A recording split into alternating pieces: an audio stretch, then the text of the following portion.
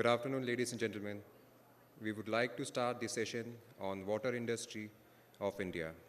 I would invite our session moderator, Mr. Puneet Srivastava, Manager Policy, Water Aid India, to come on the dais.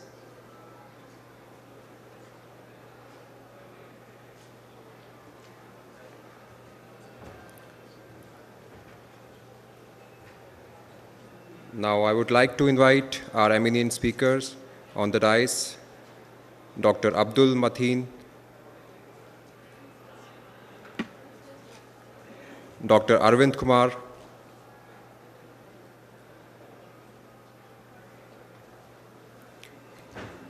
Mr. Oded Distil,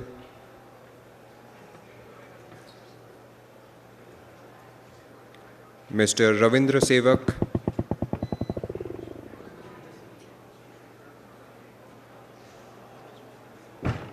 Mr. Ritesh Arya,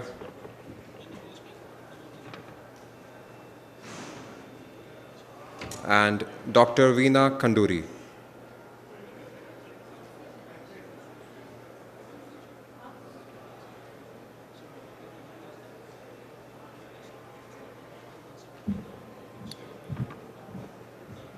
Now I would hand over the mic to our moderator to start the session. Welcome to you all for this session on water industry of India. And my name is Puneet Srivastava. I represent Water Aid India here, and I've been given the task of moderating this session. So I will just introduce other distinguished panel members with me today. So we have Dr. Arvind Kumar, who is chairman of India Water Foundation, with us. We have Mr. Ravindra Sevak, who is country director for Safe Water Network in India. We have with us Dr. Veena Khanduri. She is executive secretary for India Water Partnership. And we have with us Dr. Abdul Mateen, who is director mechanical with IAPMO in India. So I welcome you all on behalf of the organizing committee and Exhibitions India and its knowledge partner Water Aid India into this session. This session topic is basically water industry of India, and there are certain elements to the discussion that has been kind of given to us for discussion today. They include water policies and planning, development and realization of national and international policies, water economics, infrastructure efficiency, effective water calculations, then changing patterns of water consumption and use, and then lastly, the regulation and desalination and water reuse, what I guess is quite diverse and a big area for discussion. But having said that, we would like to bring the discussion towards the larger, this theme of the event, which is smarter solutions for smart cities. And how do we see smarter solutions in water industry today? How do we see, the kind of innovative ideas finding its way into the water management, sector governance and policies? Just to begin with, I would like to start with giving a little bit of background of what the water industry market in India looks like. So we have in India 2.4% of the world's area, and we are having 16% of the world's population. We have availability of only 4% of the fresh water resources, and main water resource for us remains precipitation, which covers about 4,000 kilometer cube of water, plus transboundary water flows from upper riparians, which covers about 500 kilometer cube, and overall effective availability of water, fresh water, is 1869 kilometer cube. We are second largest water consuming country, and the Indian water sector is divided broadly into municipal drinking water, municipal wastewater, and industrial wastewater. Welcome, Dr. Mahesh Gupta.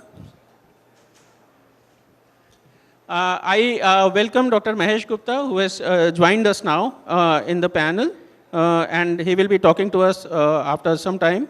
So I would take you further on what the industrial sector looks like. And overall availability, if you see from 1951 to 2011, has in the 60 years, we have a reduction of 70% in per capita water availability. Most of the population is living in water stressed conditions, which is less than 1700 meter cube availability. So major challenges, as we see in the Indian water industry, is increasing water demand due to population increase and urbanization, industrial growth, increasing agriculture and industrial demands. Then in context of climate change, if we talk about, we see the water cycle imbalances and therefore the causal stress, over-exploitation of water resources, again with the increasing demand, with the weaker regulations, water quality for various application and its availability, and then political and regulatory disputes arising. And in terms of opportunities, if we look at, we have demand and supply kind of a situation that we have now create more opportunities for the water sector to grow. As per EU estimates, we have about $30 billion is the size of the Indian water market, out of which we have an estimation of $107 million private equity in water and wastewater industry, and investment is consistently increasing. And if we see at the opportunities segments in India, in the municipal supplies, water supply and sanitation, you all know treatment and purification, and pumping and water purification, wastewater treatment and recycling. Then we have an industrial, building and institutional segment across. So, and then at the final, at a residential level, we have a home purifiers and bottled water. We have with us Dr. Mahesh Gupta today, who will be talking about a lot about water purification after this. But just to let you know that this segment of the market is the biggest growing segment of this water market. India is one of the fastest growing bottled water market, and growth rate is more than 200% and expected to grow to 500% in next 5 to 10 years. But then again, we are ranked third also in water pollution. That underlines the kind of water quality situation that we have overall. And so wastewater market and water market together value over 9 billion euros. And out of this, the treatment market looks more attractive as of now, with pegged at 1 billion euro. So that is in a snapshot what the water industry and the business aspect of water and wastewater looks like. I think that now from here onwards, now I will not take much of your time, and I would like to now invite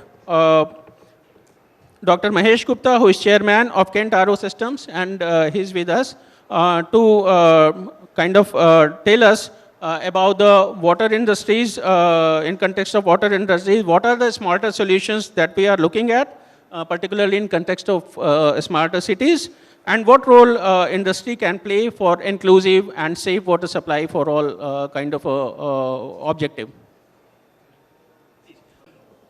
Good afternoon to everybody. The subject which I'm going to talk about, the issues of water scarcity and deterioration of drinking water quality in Indian context.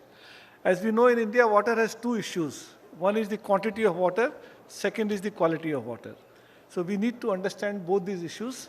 When we talk of scarcity of water, India, even after 70 years, we still do not have pipe supply in rural areas. This is a big concern. So people still have to fetch water, the ladies especially, on their head in the countryside. It's a great issue which the government is trying to tackle and not resolved as yet, which we need to put an attention. If you look in terms of industry, it's a very big industry which has a prospect, but who invests the money and how do you do it? That the answer still needs to be found out. Whatever water is coming into the domestic areas through pipe supplies, our efficiency of water usage is very low. We can find a lot of leakages of water, whether it's household consumption or it is in the transportation of water. The wastewater recovery, which is a normal thing in many countries, if you go to Singapore, whatever wastewater they develop, it's all used for domestic purposes. But that doesn't exist in this country. So we can understand that the scarcity of water in India can be tackled by purification of water, especially the wastewater. That industry is again likely to grow in India in a long way.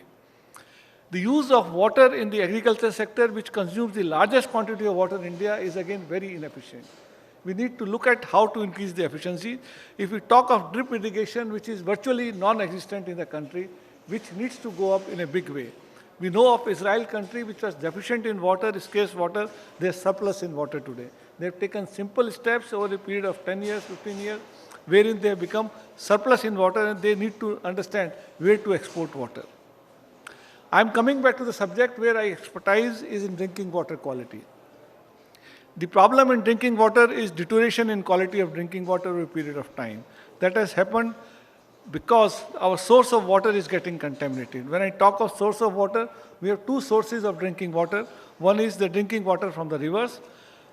The water in rivers is not sufficient to meet the drinking water requirement, and the demand of the municipalities is not being met from there. Hence, municipalities as well as individual consumers are drawing groundwell water by putting bore wells. The quality of river water we know is getting contaminated due to disposal of sewage in many areas. We know the Ganges water needs to be clean, but the Ganges is not clean, not only because of industrial pollution, but again because of the sewage treatments. The amount of sewage treatment in the cities which is being done, small cities, is very poor. That is non-existent, and all that waste is disposed into Ganges and Yamuna River, and that's how our rivers are getting contaminated. We have seen the industrial pollution in the waters. The river water is getting polluted again because of the pollution from the industries. A lot of plastics and other waste gets into the river, so it again contaminates the water. The groundwell water, when we come to it, our problem with groundwell water is we are getting deeper and deeper, 5 feet every year. We have gone into deeper waters, and the deeper water means we are encountering rocks and we are encountering minerals in the water. So that water is, although being used for agriculture, is again dangerous, and if it is used for the consumption, is again best. So it gets contaminated. The groundwater water is getting contaminated from the industrial waste as well as from the livestock waste. It goes into the water resources, and the cause of this water is severe diseases which are happening because of impurities in water. Our water is also getting contaminated from the purified by municipalities, is getting contaminated because of transportation from the pipelines, and pipelines are old and getting contaminated, and the sewage water and the water pipelines are running together. Because of the pressure difference, the sewage does get into the water pipelines once in a while. That is again a cause of concern. So ingress of sewage, I said, is one of the concerns which happens. Then whichever is processed by municipalities and is available to you in the pipeline, the moment it comes to houses, no more individual houses, it gets stored into overhead tanks. And if we look into any overhead tank in any of our societies, the quality of water there itself gets contaminated, and nobody takes care of cleaning of their tanks. That's again a big concern for all of us, which is the responsibility of the consumers and of the society to do it, but we don't put our attention to that. And we find that the contamination of water in overhead tank is a serious problem. Once the water is there in your overhead tank and you take care of that water, again you need to transport that water from overhead tank to your tap. Again, that's a problem of contamination of water in the pipelines. So that keeps happening. Now, what we need to understand, 90%, 99% of water which is in an overhead tank, which comes from municipalities, is used for washing and bathing and for flushing. Not even 1% of that water is used for drinking purpose. Now, the tragedy is we are supplying water and we expect municipalities to treat water to as good as a drinking water standard. Now, it's a big anomaly here. Understand my point, which the smart city solutions need to undertake. You can't have a standard for drinking water which are much superior than the water you require for bathing purposes or for flushing purposes.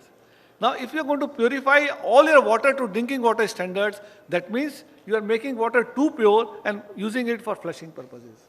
Is that a good solution? To my mind, doesn't make a sense. What needs to be done is to have two pipelines. one for drinking water and one for bathing and washing.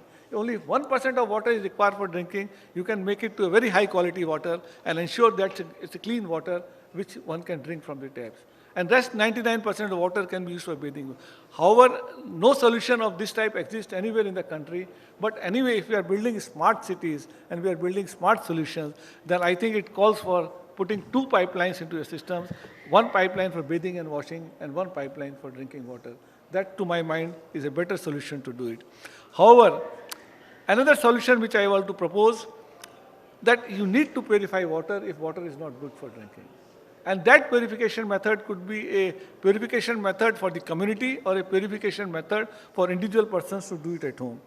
However, I recommend that in future, this will become a trend that each appliance for every manufacturer at their home, like any other appliances, to purify water and drink it. So that you are 100% sure that the water, even after purifying, if you keep it into a tank in a community center and transport it, will get contaminated.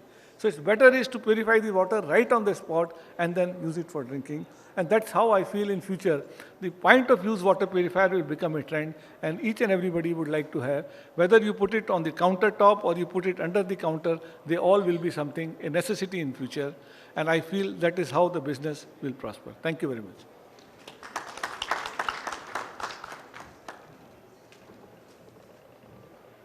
Thank you, sir. You have highlighted a very important aspect of dealing with the drinking water as such and the kind of policy directions that we are going ahead with in terms of giving safer water supply access to the people of India.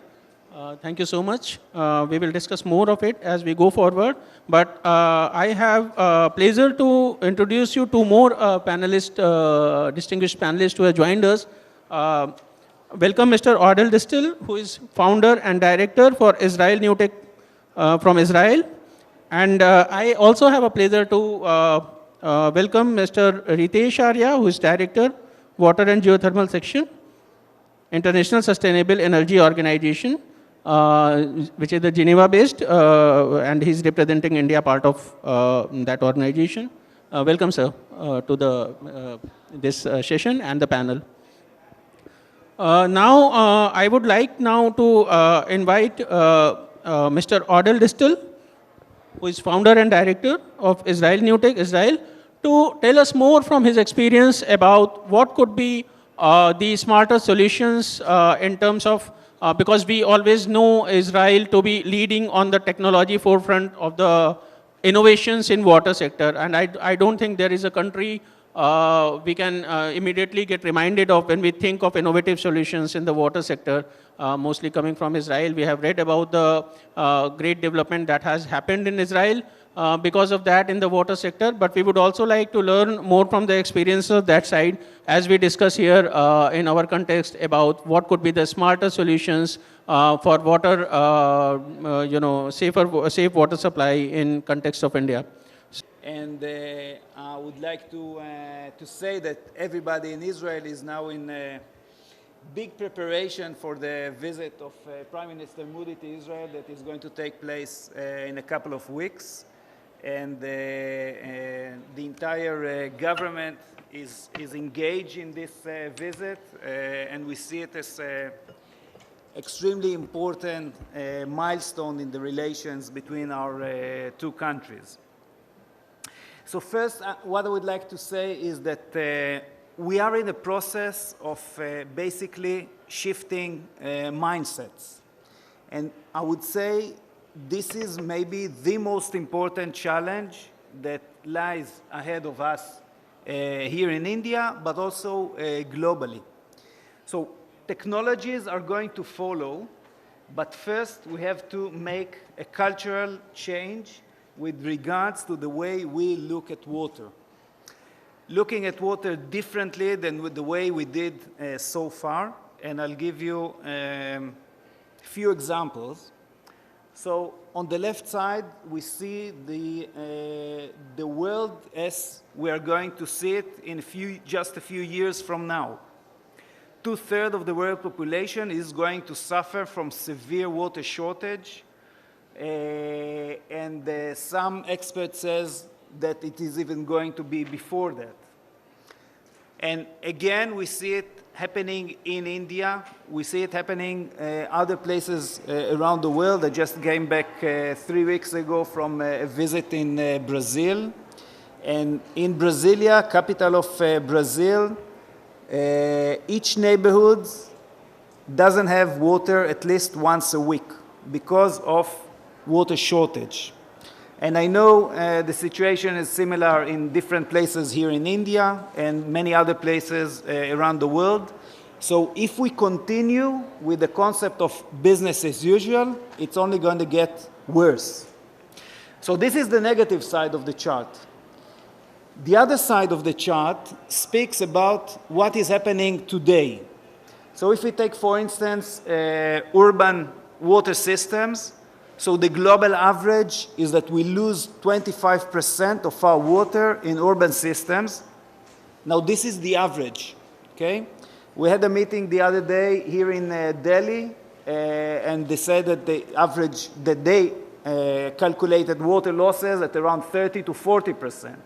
I know Mumbai is something similar. There are cities in Africa that it goes up to 70%, and London has around 40%. So old systems, poor maintenance of systems create this problem. The positive side is that there are a lot of technologies that can identify water losses, can determine where, when, how much, using different types of technologies from a company that does satellite images and analyze the spectral signature of a specific water. It can give an information to the water utility how much water it loses in every given neighborhood, and different other methods. Second point is drip irrigation and general irrigation. You know that in every given country, and in India it's about 78% of its water goes to agriculture, goes to irrigation. By using flood irrigation, it's kind of a crime because it is totally a wasteful way to irrigate, while we have good drip irrigation systems. Companies like Jain, an Indian company, companies like Netafim, an Israeli one, and others give great proven solutions to do better irrigation than flooding. And the third point is the fact that 90% of wastewater is being recharged back to rivers, seas, wherever, untreated. Now, wastewater is water and energy. If we are able to treat it, separate it, and those are, again, simple technologies that exist, this is a great source of water for irrigation. This is the main source of irrigation in Israel.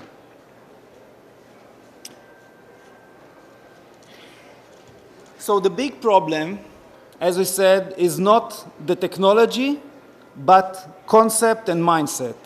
And in a way, this is the two sides of the same coin. So necessity on the one hand is the mother of innovation. So we all know it, that when mankind is under pressure, it creates wonderful stuff and is motivated and is moving. But the other side of the coin is that if it ain't broken, don't fix it. Which means don't bother us with all these nice technologies, modern concepts. We like to stick to the way we do things, and it worked for us for so many years, so let's stay on the same page. Well, business as usual simply cannot continue.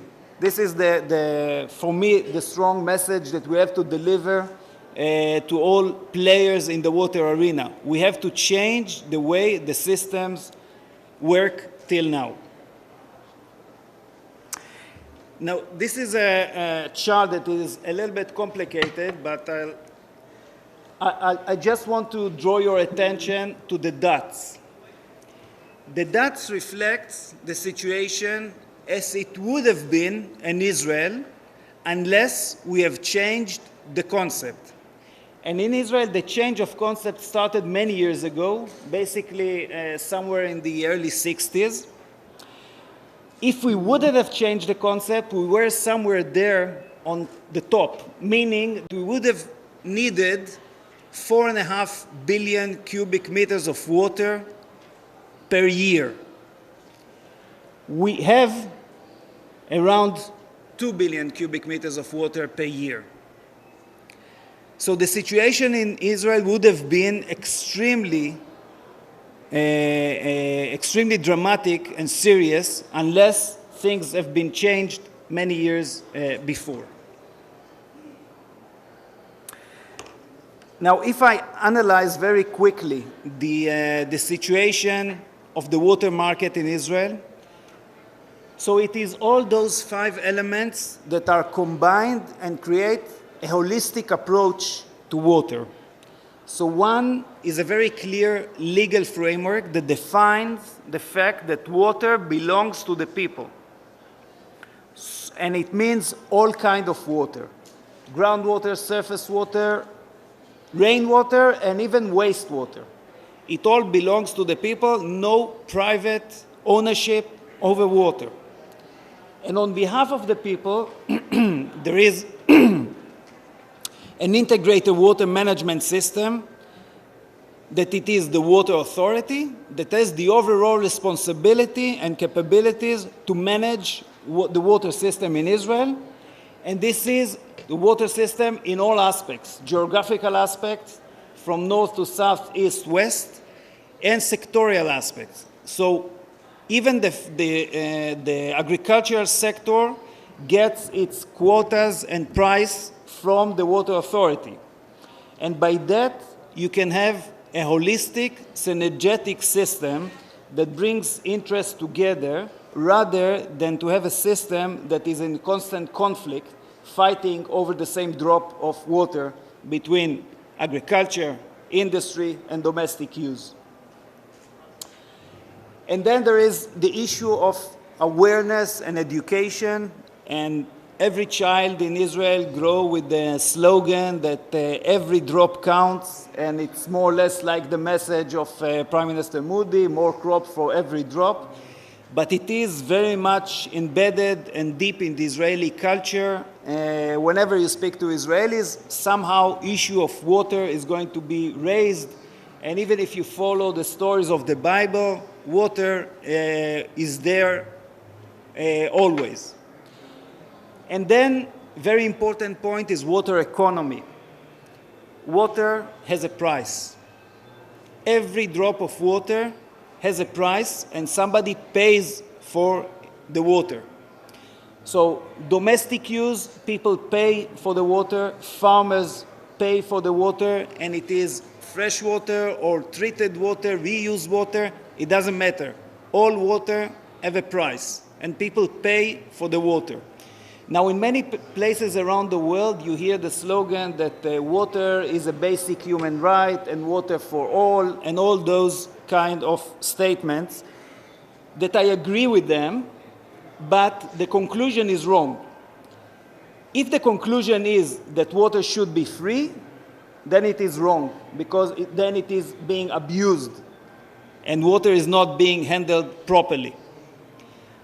So even poor segments in society should pay for their water, but they might get assistance and subsidies through other means of welfare or something else. But each one should get a water bill and pay for the amount of water that they use. Okay? So this is the case in Israel, and obviously once you have all those elements in place, there is room for a great number of companies, technologies that come into the game. And during the question, I can say a little bit about it. I just want to conclude by saying that in September, we have a very big event in Israel, WaTech 2017. We invite everybody to come and take part. It's going to be extremely interesting, dealing with all aspects of water. And we have the commercial attaches department here in Delhi, in Mumbai, and in Bangalore that are at your service in order to make your visit as fruitful as possible. Thank you. Thank you, Mr. Oded. We will take up the questions towards the end of the session from all the speakers from your side. And therefore, now I have pleasure to invite our next speaker from the panel, Dr. Arvind Kumar, who is Chairman of India Water Foundation, to please come and speak on his thoughts.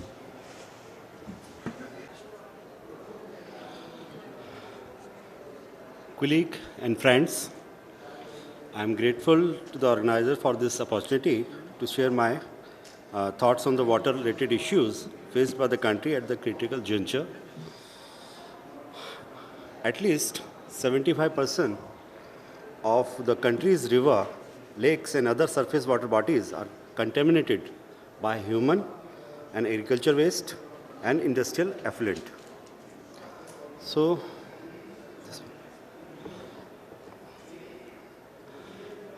water is not a sector. Water is a connector actually. Because if you talk about water, means you talk about the economy, you talk about the industrial growth, you talk about the food, you talk about the energy, you talk about the environment. The major source of water are the surface and ground, if you are not talking about the precipitation. They are the evenly distributed, unevenly distributed, and growing demand for the water in the wake of population explosion, rapid pace of industrialization and urbanization, along with the contamination of surface and the groundwater resources, and the past depletion of the groundwater resources is a outstripping at the supply. Industrial sector in India has emerged as the second largest consumer of water after agriculture. And the major source of water for the industrial sector are the ground. Groundwater emerges as an important source to meet the water requirement of industries, especially in the wake of fast pace of pollution of surface water resources. However, choice of water depends on the availability of sufficient and regularly supply of water and the cost of water from the source. This is the main point. The yawning deficit between the demand and supply is assuming serious proportions. Therefore, solution lies in the judicious use of water resources and keeping them free from pollution, as well as managing the wastewater from the help of RRR. In year 2011, India Water Foundation organized an international workshop on water use efficiency in industrial sector. So these are some outcome of this workshop, and some other points I have discussed here. So another thing is the major challenges. So in the wake of industrial development gathering movement, demand for industrial water is mounting. Broad estimates show that industrial sector consume at least an average of 6% of the fresh water annually. These are the estimates. But according to the World Bank, the estimates show that the current industrial water use in India is about 13% actually. If we talk about the entire development and entire things of the total fresh water withdrawal in the country and the water demand for industrial use and energy production will grow at the rate of 4.2% per year, rising from 67 billion cubic meters in 1919 to the 228 billion cubic meters by 2025. All these estimates indicate that the industrial water demand is bound to grow in the coming years. And judicious use of water can help save water. Everybody knows the surface and groundwater resources getting polluted owing to running storm water, unregulated inflow of the industrial effluents and the other waste into the surface water and groundwater resources. And groundwater is over extracted over-extracted for agriculture use and for use of industrial without any adequate mechanism for recharging the water aquifers, thereby leading to depletion of groundwater resources.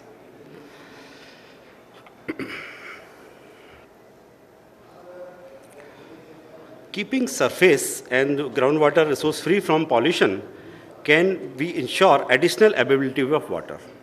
As my earlier speakers are also tell about this, adequate management of wastewater with the help of 3R, reduce, recycle and reuse, is the effective means of meeting growing demand of both potable and non-potable water. And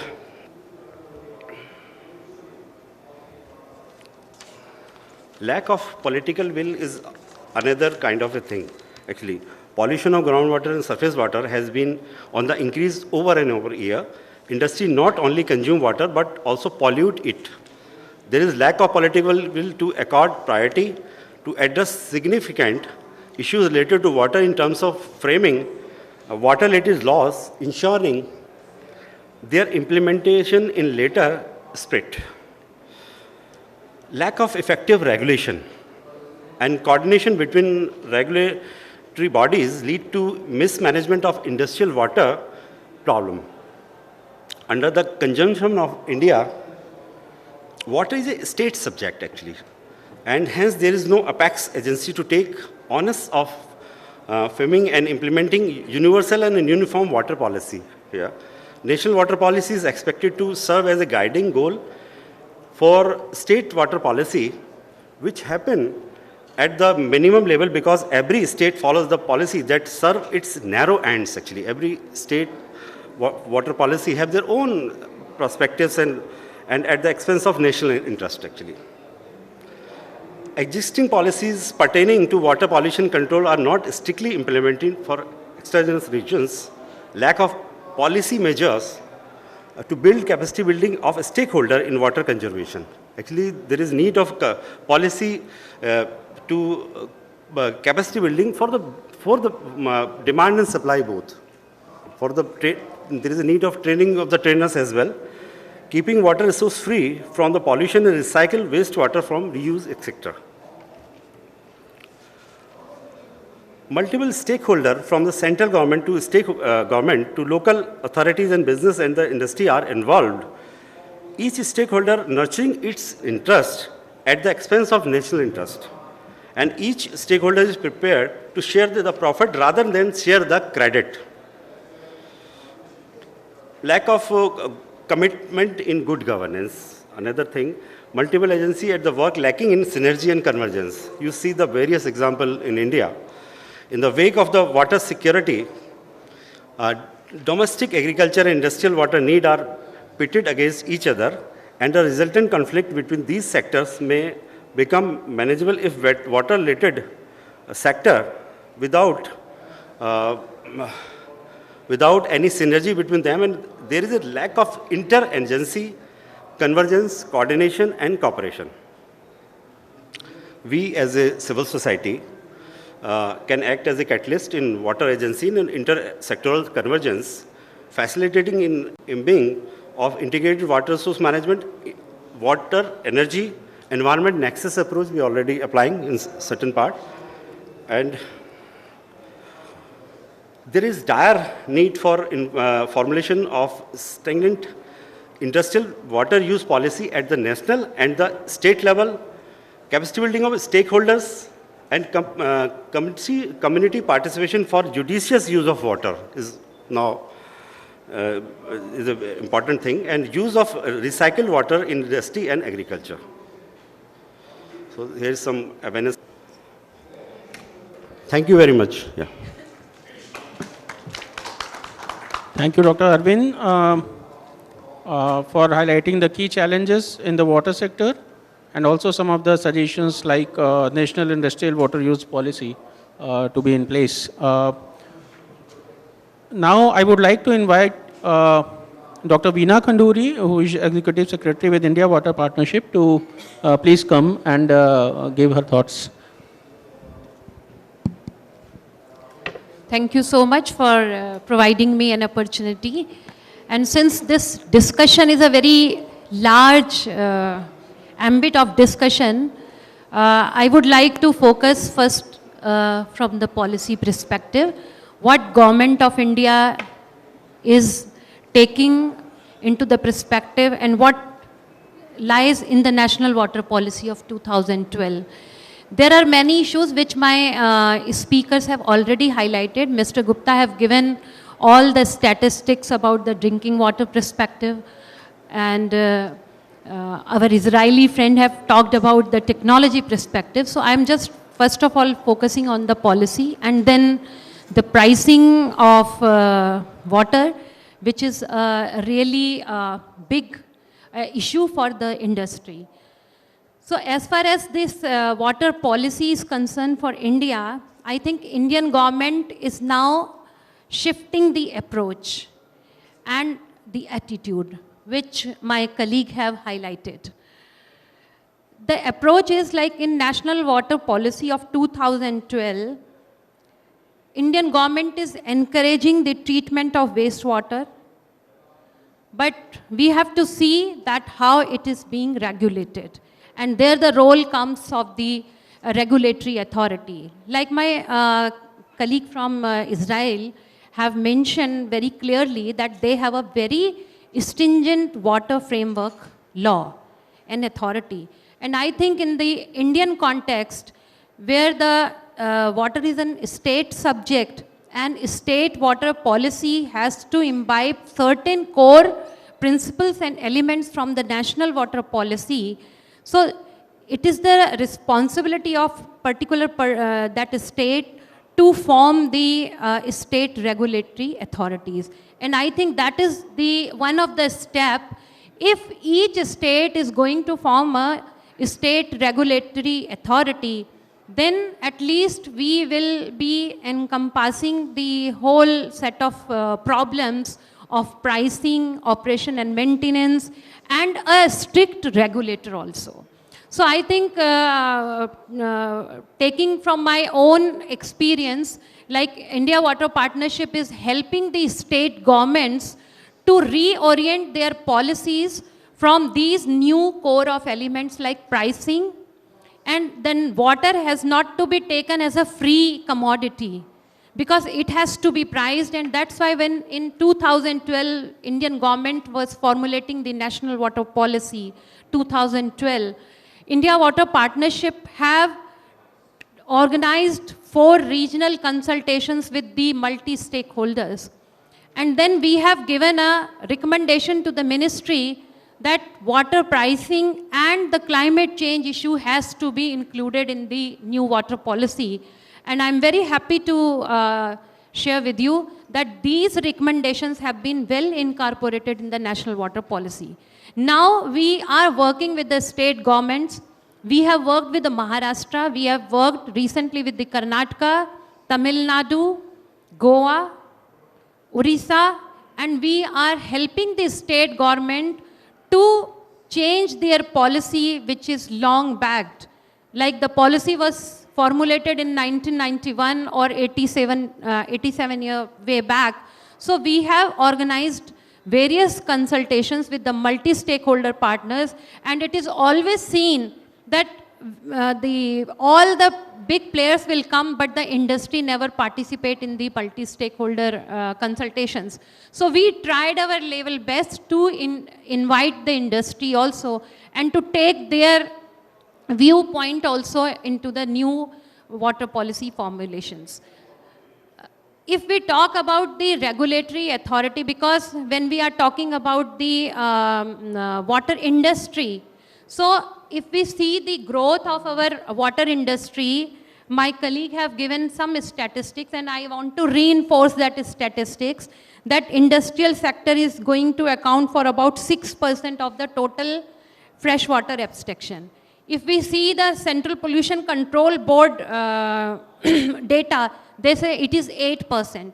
And as per the World Bank, when we see the new fresh data, it is estimated that the current industrial water use in India is about 13% of the total fresh water.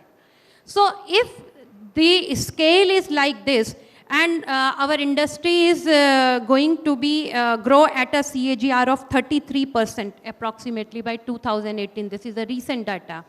So there are many challenges involved.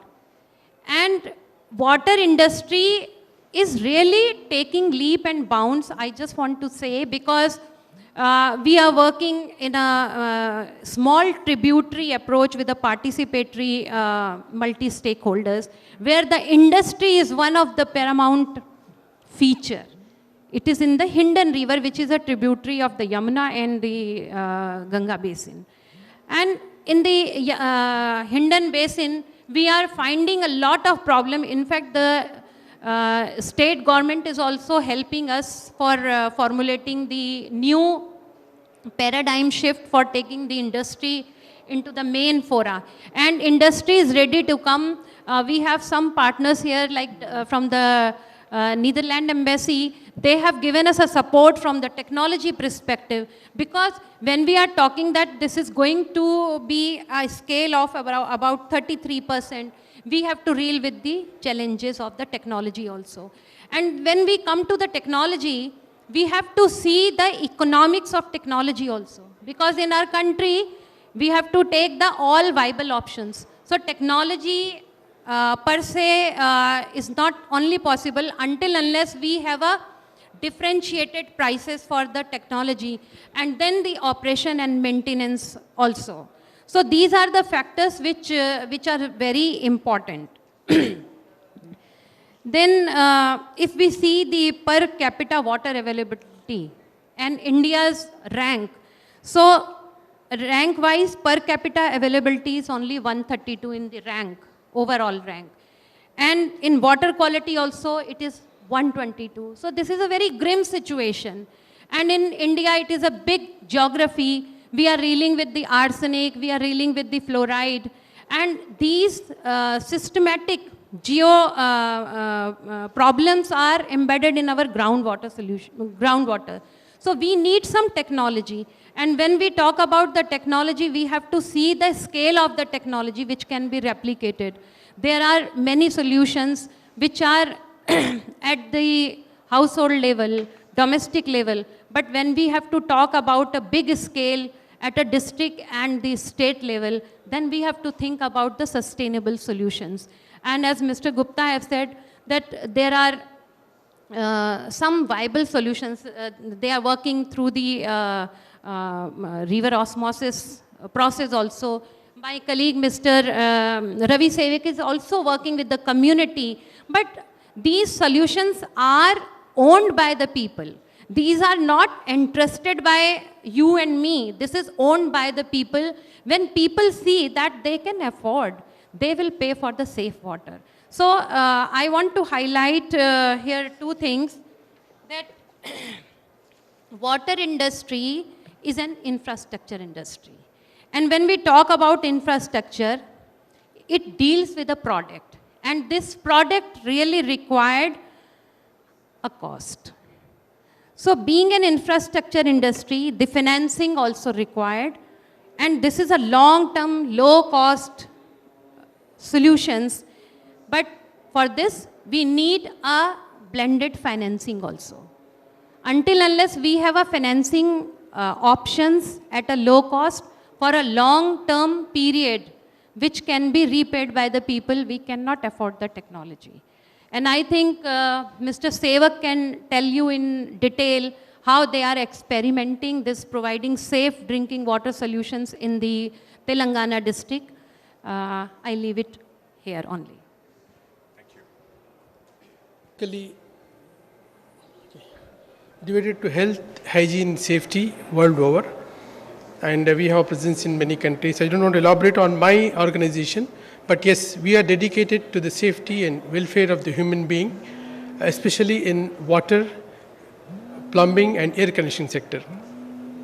We are serving the industry since 1926, almost 91-year-old organization. We all know that the emerging worldwide water shortage is very serious. And we also know the fact that water is depleting, decreasing. And we know that it is 0.75% of water is being potable water is being available. Rest all, either it is in the form of seawater, which is hard water, and more than 2.5% it is fresh water, out of which some of this is stored in the form of glaciers and snow. This is just a fact about water. And the more concerning point here is that what we can guess is there is no more water can be produced, because water is a form of energy. It can neither be created nor be destroyed, but can transform from one form to another form. But we as a human being have taken up the responsibility to convert the potable water to grey water and black water. What solution do we have? We have three options: the reduce, recycle and reuse. In the case of reduce, my question to the forum and to the panelists here is, do we have guidelines in India to reduce water consumption? Do we have mandation from the government, or do we have regulation or policing? Unless we have policing, it's very difficult to implement in India any concept, including reduction of water. The global scenario is there are guidelines available, including in the USA you have EPA, WaterSense. In Australia, many developed countries, they have guidelines, and their strict policing is being done, unlike in India. Therefore, the success rate is very. If you look at this chart, I will not take much elaborate discussion, but look at the first point, 1980, how the flow consumption reduction happened over a period of 35 years. In 1980, I am talking about the scenario of the global developed countries. I am not talking about India and underdeveloped countries. Developed countries, in 1980, the water use for a residential bathroom was 3.5 gallons. 1 gallon is 3.785 liters. So it's somewhere around 12 to 13 liters of water for a lavatory. Likewise, shower head, again 12 liters. Residential toilet, look at 5 gallons per flush, which is almost equal to 20 liters per flush. So the reduction happened over 1990. Then EPA come into picture, Environmental Protection Agency in America, and they started implementing and enforcing the guidelines. In 1992, the reduction happened. And in 2009, baseline plumbing code. This is one of the national code of America, where it is mandatory for every consumer, every end user to adopt and implement. Otherwise, policing will happen, and the person who is not adopting this will be punished. And in 2015, IAPMO, the global organization or headquarters of IAPMO in USA, implemented a document called Green Plumbing Code, which has been adopted by ANSI and implemented throughout America, and the consumption of water is reduced from 3.5 gallons per minute to 1.5 gallons per minute. Look at the water conservation, that is water consumption, reduction in consumption happened. It is 57%. Likewise, for every shower head, toilet, urinals, everything, we see the percentage of water reduction. This is what we need to do in India. So biggest lacuna that we have in India is we don't have guidelines. We don't have implementation of the guidelines. And just to brief you about our activities, we are developing codes and standards for India in partnership with the industry. Industry means Indian Plumbing Association is a major industry which is supporting our cause in India. And we have been invited from US by Indian Plumbing Association to develop these codes and standards. And we have code-based education system. We do WAPI and star rating certification. I am here to present you a case of star rating of water appliances, water fixtures. We have in India, Bureau of Energy Efficiency is strictly implementing star rating system for energy conservation. But look at water conservation, it is left alone. And we are here to develop codes, standards, and guidelines for effective implementation of water conservation guidelines. And we have certification in RMC and Seal of Purity certification. Fortunately, Kent happened to be one of our clients in Seal of Purity certification. These are all set of documents that we have prepared here for the conservation of water. And this is Green Plumbing Code Supplement India, which is a supplement to the code which is developed for India. Basically, adopting this code, anybody can save 25% of water.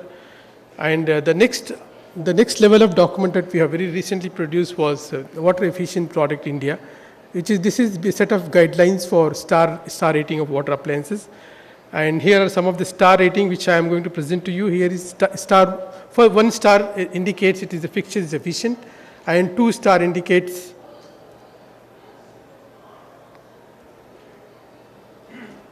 Can somebody help me? Yeah.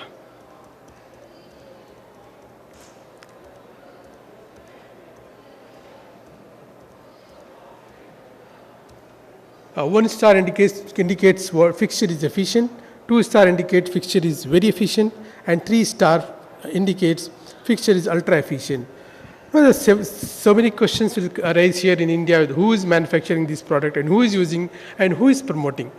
And fortunately, industry has come forward, especially the manufacturers like Kent and like many other manufacturers. We have a long list of manufacturers who are producing water efficient products, water ultra efficient product. To give you a simple one case study, European Water Closet, if European Water Closet implements the water efficient product India guideline and manufacturers according to the guidelines, there are 3-star ratings. Single star is allocated if the water consumption is 6 liter for the major flush and 3 liter for the minor flush. Ladies and gentlemen, to the audience, I would like to ask you a question. Do you know how much water do we flush once we use a washroom? We don't know, because we don't have either a facility to measure, or we don't have time to measure the water which we are flushing. Other than 3-star rating systems, whatever the products that fixtures that we use, we don't know, maybe it is flushing 20 liters, 30 liters, 40 liters. And the concept of my speaking here is to introduce to you the star rating system. Using 1 star, you will be flushing only 6 liter for the major job and 3 liter for the minor job. And likewise, if it is 2-star rated, it is 4.8 and less than 3 liter. If it is 3-star, you are just using 4 liters and less than 2 liters. Dr. Abdul, can I request you to please sum up your presentation? I'll just sum it up, yes. Likewise, there are so many other product components which can be star rated, and by using one component, which is a European Water Closet, which uses 4 liters of water, you will be reducing 20 liters of water in a day. And if you implement this for 1 million houses, I'm talking about residential application, only 1 million houses, we will be saving somewhere around 20 million liters of water per day.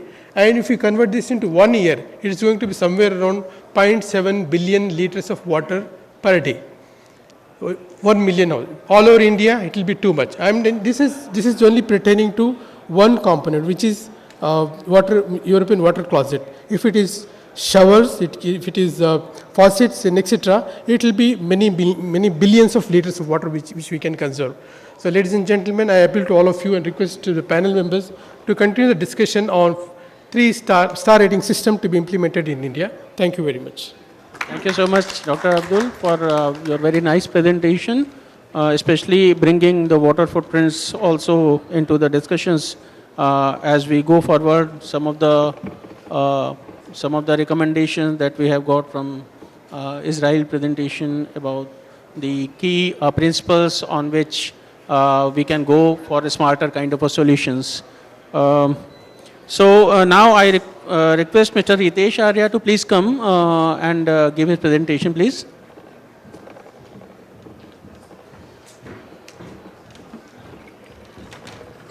Good afternoon, everybody.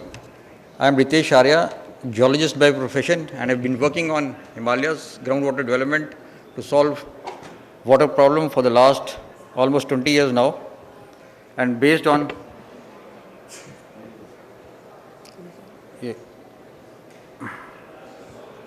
the data collected, I am going to make the presentation. The title of my presentation is Climate Change, Impact on Water Resources Now and in Future.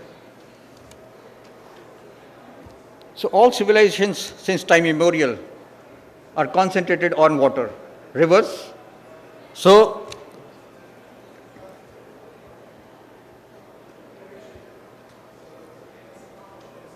we see Indus Valley civilization,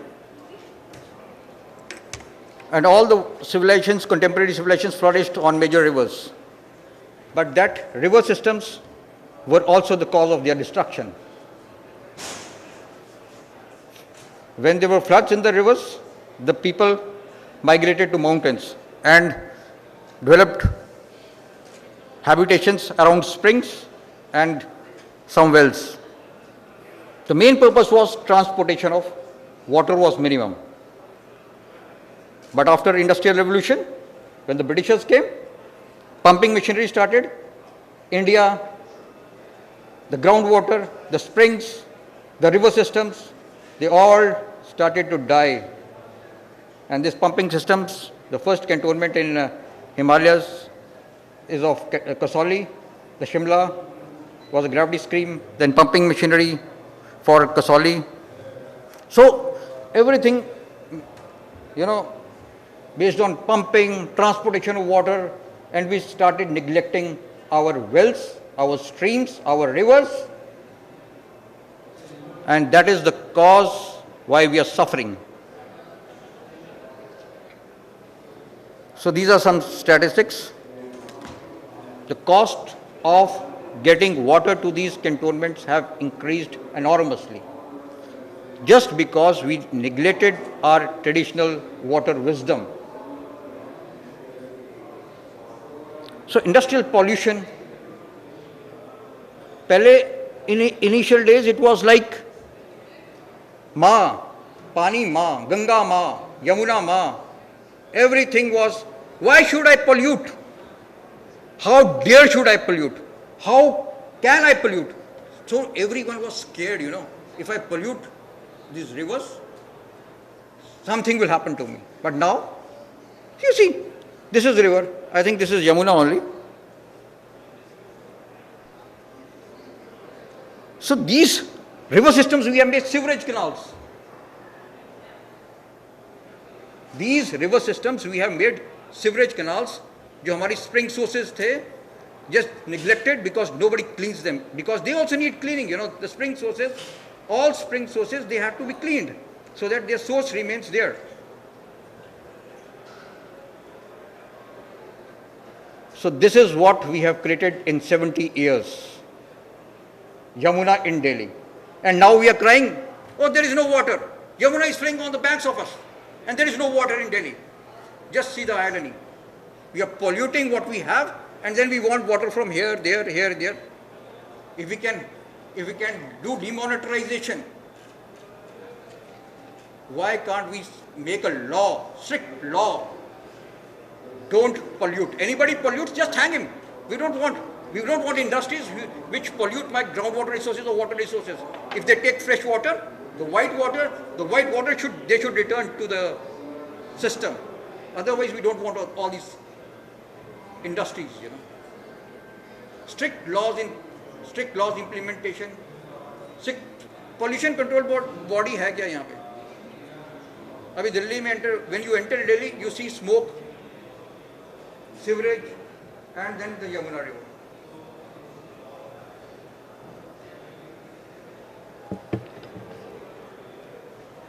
So droughts happen now. You see, we are in an age of climate change. Floods will happen. This is 2010 Leh floods. It's a desert, cold mountain deserts, but we had floods. Climate change is playing a havoc. No, and you see all the glaciers in Himalayas are not, I'm not saying now they are decreasing. They have become extinct or on the verge of extinction. They are extinct or on the verge of extinction. So, you see, this one is Khardungla glaciers, and this is the lifeline of Leh town. The moment these small glaciers, the white portion is gone, no water for Leh town. Then the entire thing has to be pumped. So everything, everything depends on water. We had Indus Valley civilization, but before that we have this Saraswati Valley civilization. There is a lot of debate, but I don't want to get into that. We had this Saraswati river. Because it vanished, simple, because all the glaciers which were feeding into it just disappeared, due to global warming on the lower Himalayan ranges, and the Saraswati Valley civilization just vanished, And now the river systems vanished, but the groundwater paleo channels still exist, and now excavations are being done. by people because they want water. So groundwater, the paleo channels of Saraswati river are being traced, and we are getting water, fresh water at a very shallow depth. So this is the impact of climate change. This is the impact of global warming. We have also seen in Himalayas this Pangong Lake.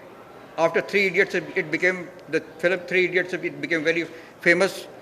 So this was not a lake. Our research has shown that initially it was a river. It was a tributary of Shyok River coming from China, entering from Tibet, and then entering into this Leh area in Pangong, and then, but with the passage of time, again the glaciers diminished, water's influx into these river channels decreased, and this became a lake. Now you see, this is again California. We have beautiful dams, electricity dams, and all of a sudden in 2014, 2011 we have this picture, and then 2014, you know. So this is the impact of climate change we should be talking about. But when we are talking about climate change, the first thing we're talking is about pollution. Pollution has nothing to do with climate change. Let's make this clear. Pollution is entirely a different thing. Climate change is entirely a different thing. Climate change is a reality, you know, and we have to deal with that. Pollution can be controlled by man-made activities, but climate change we have to deal. And we have to deal it very, very seriously. Now this was, so if the channels, surface channels goes dry, so what are we going to rely on? Then we are going to rely on the paleo channels. And this is one of the examples, the Tibetan community who fled from Tibet in 1959 following Chinese aggression. They was given a land in Ladakh region, 4,000 of them. And the solution which was given to them was tapping river water from the Indus. But that was not a sustainable solution. So we developed groundwater solutions with the help of WaterAid. And in 1999, 1 or 2 years, the entire Tibetan community of 4,000 had 24/7 water. So smart cities, we are talking about smart cities. They need smart water solutions. And the best solution is turning black waters blue. What do you mean by black waters? So if you see Yamuna, it is black. The only thing, the best solution is our generation has to really work hard to turn those black waters blue. And the simple solution, we don't need any investment for that. We just need a will. Yes, we are not going to pollute Yamuna.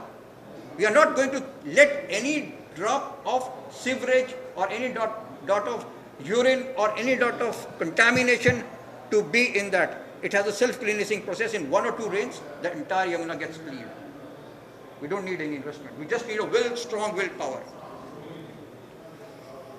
So other things, it's like green water concept. Less transportation of water. We don't have to travel 100 kilometers to get water. This entire geography of India, the geological conditions of India are favorable to sustain life in few kilometers. Jahan pe bhi hai ye. So we can get groundwater, we can recharge water. We have a lot of ample amount of rain for about 4 months.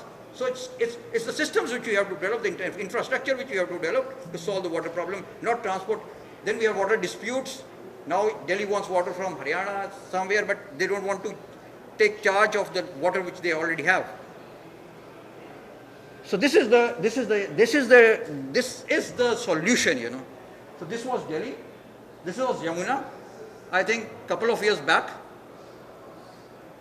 everybody can go and drink water, or everybody can from that.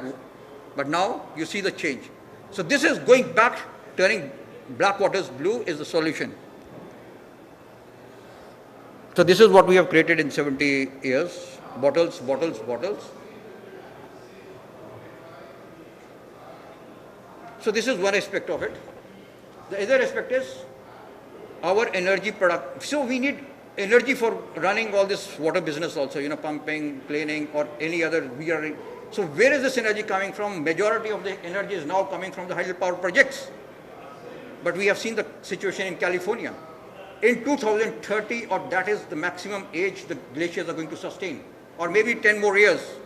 After 2040 or 2050, we won't have any glaciers in the Himalayas to feed the hydropower projects.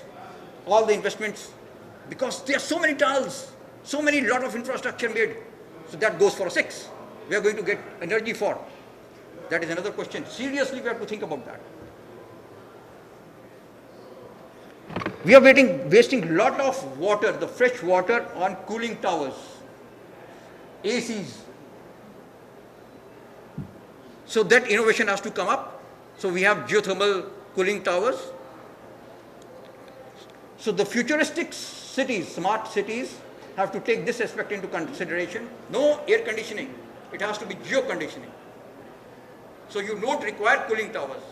If you don't require cooling towers, so this is a schematic diagram of the futuristic scenario where every part of Earth is being used to save energy. And you see this, a small, again, very well depicted, how cooling towers are wasting so much of money. Water, precious water which can save a lot of lives, but that is wasted just to cool these rooms. Most of them are, sometimes they are overcooled, you know. But we are wasting so much energy. So 2 trillion gallons of water per year is just wasted, you know.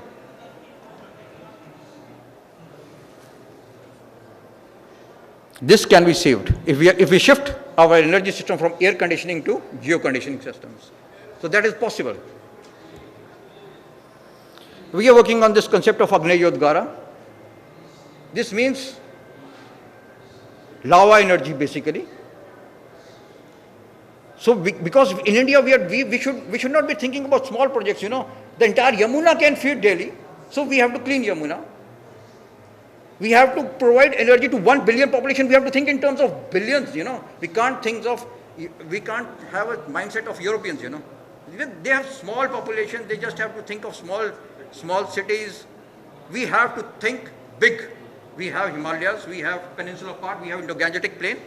The 3 different domains, 3 different strategies have to be worked out. One has to be worked with rain, the other has to be worked with snow, and the other has to be worked with the glacial melt. So all these things have to become, and now we are planning for our futuristic generation, where there will be no glaciers, and then how we are going to cope? We will have more cyclonic floods, that is global warming, more water in the systems. When more water in the systems comes, we have more cyclones. How are we? So that is also water. Water helping us to quench our thirst, water helping us to build sustainable cities, but water, if we are not taking proper care, also destroying us in terms of flash floods, in terms of cyclones. So this was a small example for our troops. I was working in Leh when we first went. They were just melting ice in 2000, 99, 2000 till before Kargil war. They were just melting this ice to quench their thirst. Then we just made a small solution, groundwater solutions, and they got 24 hours water. So groundwater solution has to be a reality, but it has to be done systematically. We have this arsenic problem, we have this fluoride problem, we have all these problems, but in the same bore well, in the same locality, we have solutions also, you know. We don't tap that aquifer, tap another aquifer. So we need, but in our country, groundwater organization has also died out. You know, they are not doing the research which they should be doing. Farmers are committing suicide, it is not the farmers' fault. Majority of the farmers are committing suicide because the well which they invested in got dried up and they are not able to irrigate their lands. So that R&D system has to come out very strong. Water has to, we have to provide water to the system, farmers. And this concept which I really appreciate them in the Israel, if they have implemented in the government, is no free water, no free promises, no freebies to anybody. Even if you charge 1 rupee, he knows the value of it. But if you, in Punjab you see, just pump water, it's free water, free electricity, agriculture. So we are not helping the farmers. But after some time, it is all creating all the problems, you know. Now the situation is the Mr. Ritesh, please conclude. Please conclude. Almost, I finished my talk. So this was it. Thank you very much. Thank you, Mr. Ritesh, for raising some very important issues related to climate change, variability in different geohydrological situations, and how do we deal with this in an integrated manner. Now, I would like to request our last speaker from the panel, Mr. Ravindra Sevakji, Country Director, Safe Water Network, to please have his say and enlighten us with his thoughts on the issue. Hi, everybody. Long day, long session. I would like to quickly close this session after talking about the smart solutions that we are providing to the rural and urban poor. We are currently providing drinking water to about 700,000 people on a daily basis in a 20-liter returnable jar for less than the price of this bottle. This bottle costs us about rupees 6 MRP. We give water at rupees 5 for 20 liters. So a family has to just spend about 100 to 150 rupees or a dollar or two for getting their month's supply of water. But the quality of water should be such that you and I can drink.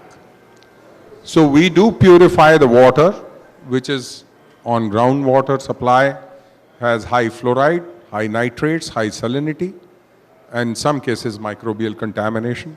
So we purify the water and train the local people to operate it and do the business of water. I firmly believe that nothing is ever so expensive as what is given free of charge. So what we do is charge that 20 liters of water at rupees 5, and that rupees 5, it wasn't good enough for financial sustainability or the village level water store, or as we call it, safe water station. We are supported in India by many corporates like Honeywell, Oracle recently, Cisco, Pentair, PepsiCo, and from government organizations, we are supporting the Ministry of Ministry of Drinking Water and Sanitation and Ministry of Urban Development. And in foreign embassies, in fact, USAID and Netherlands Embassy has been a supporter of Safe Water Network. What we have done is create this infrastructure of 185 water stations which are run and operated by completely smart solutions. We have a remote monitoring for monitoring its operations on a real-time basis. So we get all the data of pressures, temperatures, of TDS, etc., so that we know the quality and operating parameters on an ongoing basis on a cloud. We have solutions which are app-based, where we track all the 7 years of the data of the water quality of all these stations. We have app-based solutions to have the financial of all these 185 stations on a month-on-month basis, so that we know that they do not have a problem with regard to finances. And we also track the downtime through a customer relationship management software. So in all, we have about 12 software which run on a cloud-based server. And we can, from a centralized monitoring station, we can see what are the problems. And they pay for the services, they pay for the spares. And the community, in fact, comes and buys the water on an alternate day or a daily basis, as in when the seasonality. In summer, they do it every day. And on the knowledge front of our organization, through grants from USAID and other donor partners, have supported the idea of how to get access to poor people in slums of Delhi, Bombay, Hyderabad, and Delhi, and Vizag. And similarly, we have issued urban and rural sector reports for drinking water access. And currently, we are assisting the ministry in charting out the plan for reaching the SDG goals of 6.1 through writing of policy framework for Har Ghar Jal, meaning water in every home by 2030. However, that requires huge investments of $100 billion. And I would disagree with my other colleague that there's no investment required. In Delhi alone, there is 800 to 900 MGD of water coming through.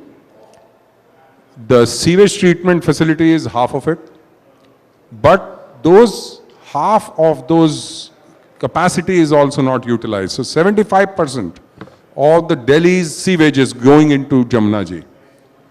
Now, in order to create the pathways so that the sewage can go to those sewage treatment plants which are existing, you need investments. And not rupee 1, 2, but billions of dollars. Similarly, those 50% of the sewage which is going to the river Yamuna, you again need a lot of money. And these monies, I must say the new government is very cognizant, and they are tracking, like they are tracking how many toilets are being built in each city. They are also tracking what is the percentage of sewage going into the rivers. So this is a change which I have seen after 2014. Before 2014, there was a rhetoric. You see, I will clean the river if everybody of you are helping, etc. But today, government recognizes its charter, and they are tracking, and a lot of governments, be it Dutch government, be it Japanese government, be it US government, be it German government, and the Indian government itself is very serious in finding solutions for these sewage treatment plants. Similarly, they are doing a lot of work to plan out at least 90 to 95% coverage by 2022 through pipe networks. Again, water, as you might know, a lot of you are from outside, is a state subject. So there may be a central policy framework, but that is only works as a guidelines to various states. Each state, as Veena ji was mentioning, has to create their own policy network, and more than the policy, each state requires almost $8 to $10 billion just to manage the water. And it is very important that the industry comes forward in partnering with the government to expand this work as quickly as possible. It is very important that all the countries, even Israel, everybody comes forward and offers the solutions which are the best and the optimal solutions to all the cities. There are so many cities that are in need of water treatment facilities, centralized pipe networks, as well as sewage treatment plants. There is no dearth of work in this country. I must tell you, there's no dearth of money also. The only problem is that of sustainability, and for that, there has to be a charge. That is not very readily agreed by each and every state government, though we are trying.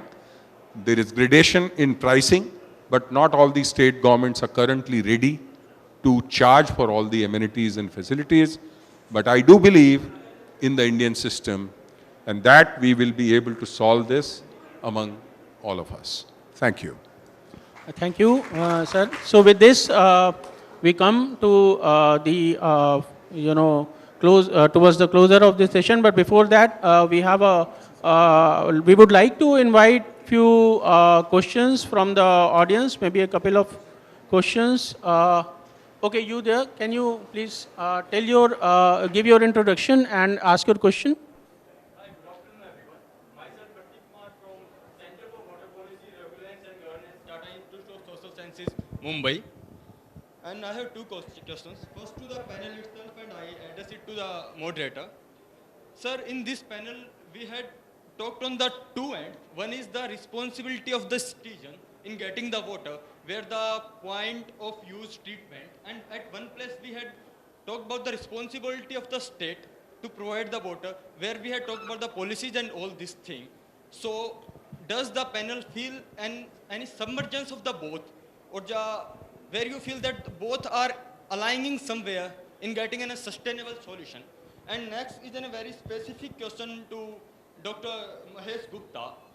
So you said the point of source treatment is more, I say the good solution or the smartest solution.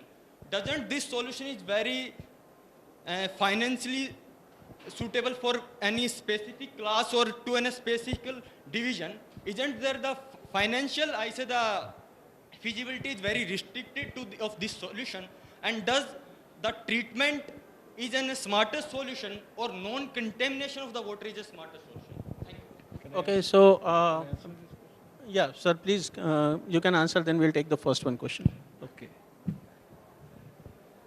So let's understand why you need to purify the water. Let's understand why you need to purify the water. Do you want your health, is your health important to you or not? To me and to every individual, I think health is paramount important. If you don't have health, you can't exist. It has been proved medically, more than 70% of the disease, what we encounter today are because of impurities in water. It's unfortunate that water has no nourishment, but water is a carrier in your body. If the water you drink has some poison or some impurities and it causes you ill health, would you like to be happy? No. So your solution is, can government provide a clean water at the taps? I suggested one solution, which is again not 100% correct. You have two pipelines, one for drinking and bathing, where you don't have such fine standards, and you have another pipeline where you have very fine standards of drinking water. That may happen at some time in the future. That's one solution. If it's not happening, but I want to make you aware of some important facts, what's existing and what this mankind has done. We have certainly heard of climate change. That's one part of it. But now tell you, you are producing all the chemicals in this earth, right? Which was not existing before scientific era.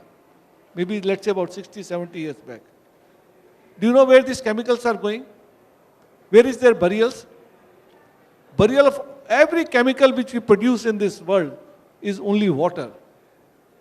There was a survey done in US in 70 cities about 6 years back. Amount of antibiotics in drinking water. Out of the 70 cities, 50 cities reported high amount of antibiotics or hormones in drinking water. Where did the hormones come in? The medicine which we use, not even a small percentage of medicine is used by the body. All the 100% chemical is extracted by the body. And where do these chemicals go? They go to the earth, and from earth they go to the water. And in future you are not going to use less chemicals. The scene is very horrifying. But that's fact of the life. Now what do you do under such situation? Can we keep telling government, okay, give me clean water, give me clean water? It's not possible. So what I'm suggesting is, if government cannot give you clean water, your only solution is, let's purify water for drinking and let's use it and let's protect our health. So that's the suggestion I'm saying. Let's stop using all the chemicals. Why do you have medicine in this world? India was known for Ayurveda, no chemical. Maybe in future we'll realize, we know now antibiotics is not good for health. Maybe in future we'll realize these chemicals are not good for the body. So we must change to the organic food. We must change to products which are not containing all these chemicals. Well, that's all futuristic. We'll learn with time and we'll modify our system in time.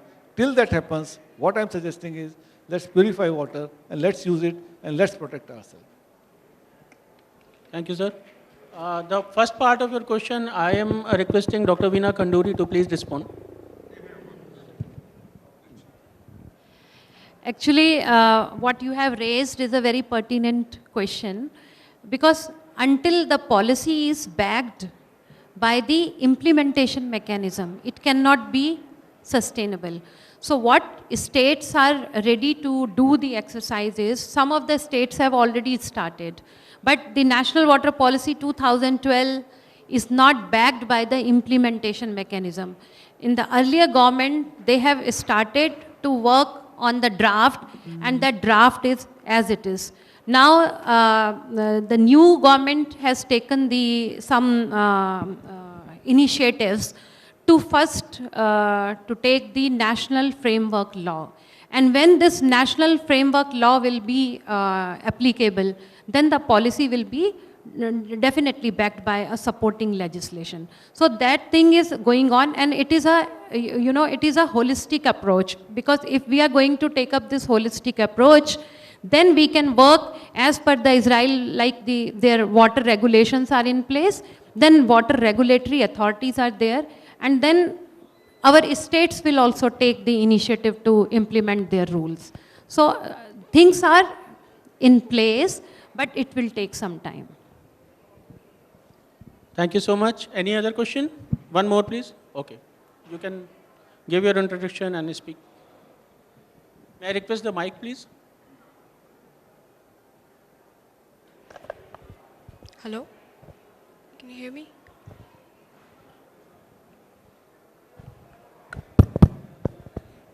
Okay. My question is to Ravindra Sevak ji. Good afternoon, sir. Sir, I want to ask you, let me introduce myself. I'm from Tata Institute of Social Sciences from the Center for Water Policy, and a part of WaterAid. I'm a delegate and knowledge partner.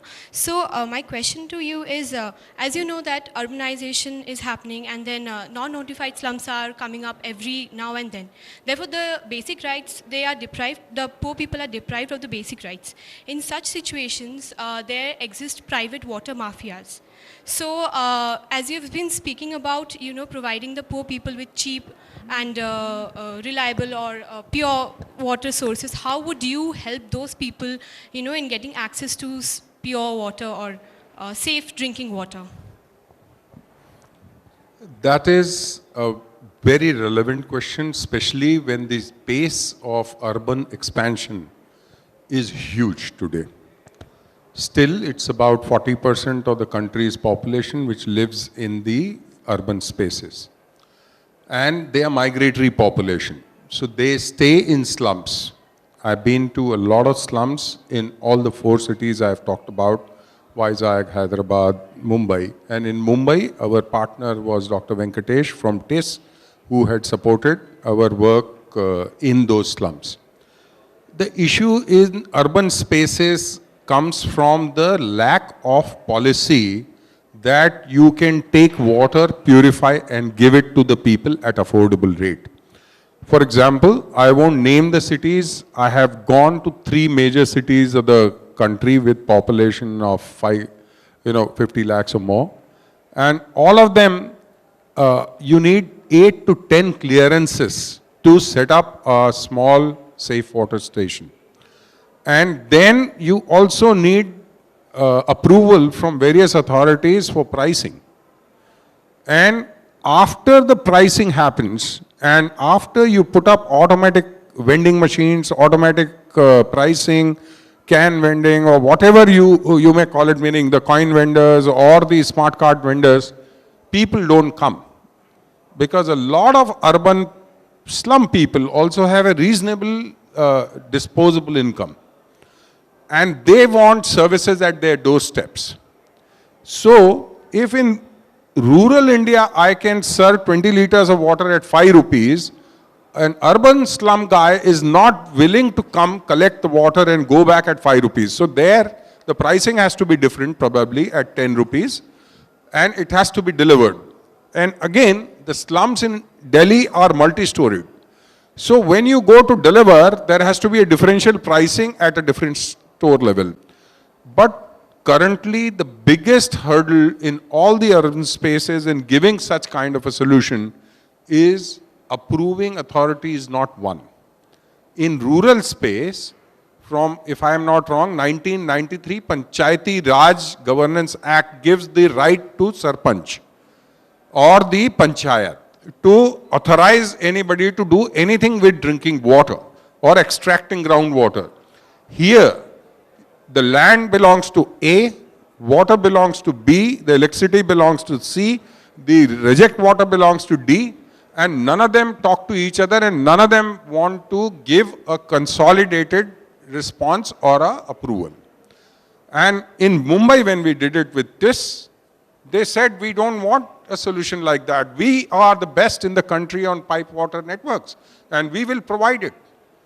But the issue is, this rate of expansion is so fast that the cities cannot keep the pace by laying the pipelines, or even if they do lay the pipelines, there's no water at the back end. So you got to purify. And if there is water in the pipes, the water is there in only 2 hours. Balance 22 hours, it's empty, and the sewage seeps in. So it contaminates all the water that is treated from the treatment plant. So one needs to purify at the point of use, like Dr. Mahesh Gupta mentioned, or you have to use solutions like us, which are community-based solutions. But again, there has to be a policy. So recently, last year, we worked with MOUD. Amrut now has a small chapter where you can set up, water solutions like ours. So this was, again, a year-long effort to include that into the policy in the country. Hope that answers. Thank you so much, sir. Thank you, everyone. So with this, we come to just few minutes more, sir. We have a couple of other things to perform. So taking this discussion forward, in this water conference, there is a publication that we need to release, and I would request all the distinguished panelists to release the publication, which is Water for the Urban Poor. And this has been done by WaterAid and Tata Institute of Social Sciences with the Exhibitions India Group, the organizers, to be released on this occasion. So thank you all, and I would request all you to please stand up and release this document.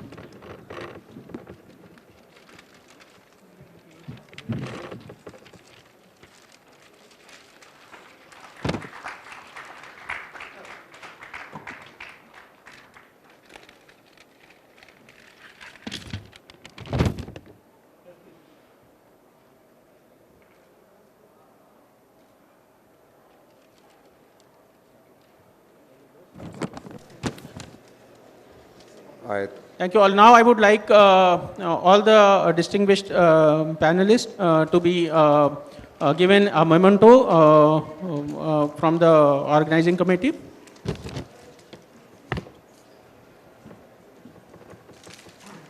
Now I request Dr. Mahesh Gupta to kindly do the honors and give all the speakers the memento. Dr. Abdul Mateen.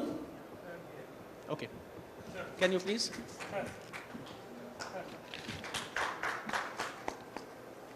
Dr. Arvind Kumar.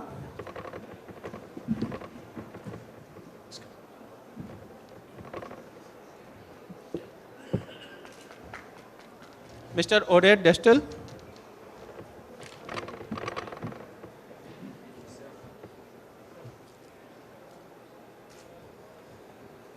Mr. Ravindra Sevak.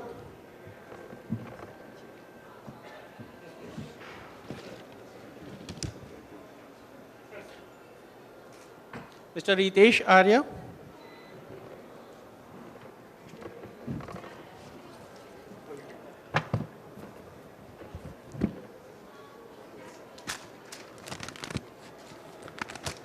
Dr. Veena Khanduri.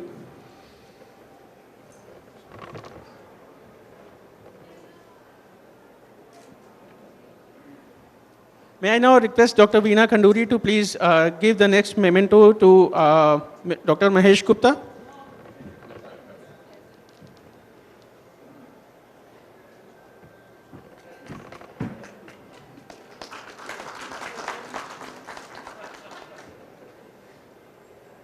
Thank you so much to all distinguished speakers, delegates. We had